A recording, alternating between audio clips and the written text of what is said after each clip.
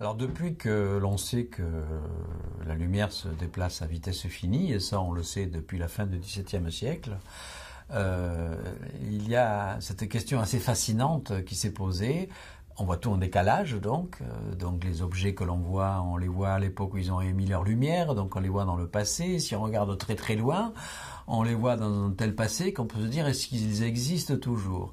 Et je sais que par exemple dans la littérature du XIXe siècle, on trouve beaucoup de textes, y compris des poèmes, qui prennent cette idée effectivement très très très touchante que certaines étoiles que l'on puisse voir aujourd'hui puissent en fait ne plus exister au moment où on les observe.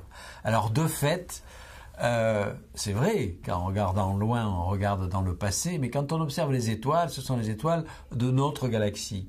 Et les étoiles de notre galaxie vivent extrêmement longtemps. La durée de vie moyenne des étoiles, c'est plusieurs milliards d'années. Or, on les voit à quelques années-lumière ou à quelques centaines d'années-lumière grand maximum. Et donc là, les décalages temporels sont très faibles et on peut dire que ces étoiles existent toujours au moment où on les voit.